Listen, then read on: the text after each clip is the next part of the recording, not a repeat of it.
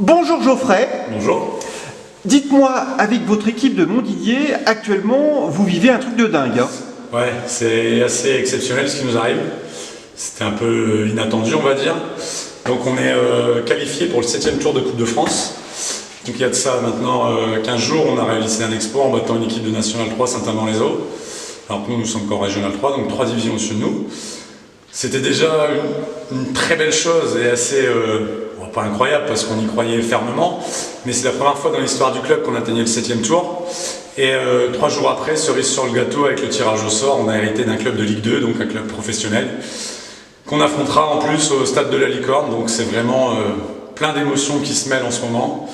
C'est assez déstabilisant un petit peu, on va dire, parce qu'on n'y est pas du tout préparé, on s'y attendait pas du tout, mais on va essayer de le savourer, d'en profiter et de faire du mieux possible.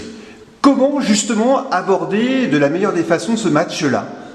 Alors pour l'aborder pour l'instant, je veux dire que là cette semaine on est encore dans une préparation de notre match de championnat qui est notre priorité absolue. On a créé une équipe cette année on a recruté quelques joueurs qui étaient des joueurs du cru, des joueurs qui avaient déjà joué à Montdidier.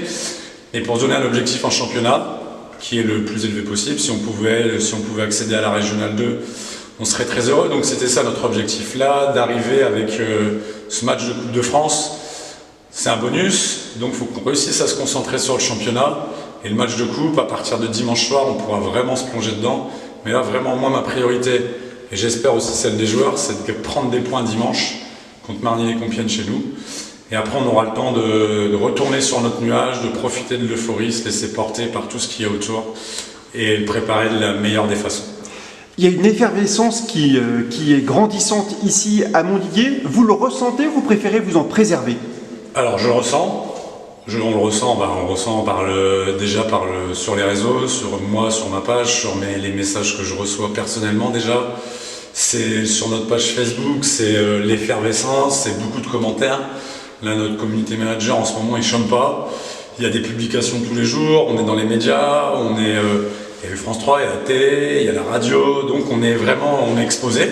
C'est une très bonne chose pour le club. Mais c'est pas une chose à laquelle on est habitué. Donc on essaie de faire avec. Moi je me préserve un petit peu, j'essaie de venir un petit peu moins au stade. Ça me perd, voilà. Après moi mon travail, je suis professeur des écoles. Quand je suis dans ma classe, au moins je suis dans ma classe et je suis libéré du football on va dire. Mais ça revient vite parce que mes élèves savent ce que je fais comme parcours, ils m'en parlent en récréation. De temps en temps en classe ils m'en parlent, les parents d'élèves m'en parlent, donc c'est bien, ça fait plaisir.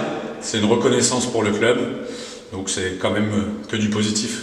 À titre personnel, qu'est-ce que vous allez honnêtement ressentir quand vous allez arriver au stade de la Licorne samedi 18 novembre dans la soirée?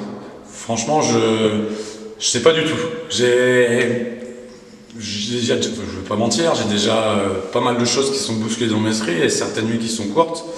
Et on imagine, donc je sais pas trop comment je vais réagir. Je sais que je vais essayer de le prendre avec... c'est le mot d'ordre que je donnerai à mes joueurs, c'est de le vivre. C'est pas de subir, c'est de vivre ce moment-là. Donc je vais essayer de prendre un maximum de photos mentales, on va dire, de voir un peu ce qu'il y aura en face. J'espère que toute la tribune qu'on aura en face de nos bancs de touche sera tout en rouge.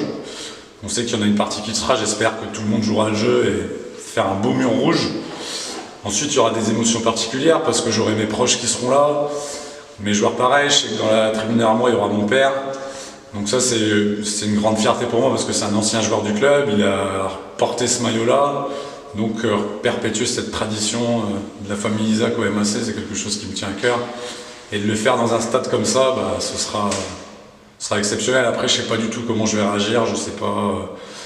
Après je pense que je serai dans mon match, donc je pense que je ferai abstraction de ça, puis à la fin du match je pense que ça relâchera et là je me rendrai compte de ce qu'on a fait. Deux dernières questions. Votre histoire avec le MAC, c'est une longue histoire. Ouais, moi de toute façon je suis né à Montdidier. Mon père a joué au club pendant des années en équipe première. Ensuite moi j'y ai joué étant jeune. J'ai commencé à être éducateur assez tôt à partir de quand j'ai eu 21 ans. Donc j'ai entraîné des toutes petites catégories pour maintenant me retrouver en senior. J'ai porté le maillot du club pendant plusieurs années en senior, en équipe première. J'ai eu la chance d'y être capitaine à quelques reprises, pas tout le temps, mais j'ai eu la chance d'y être.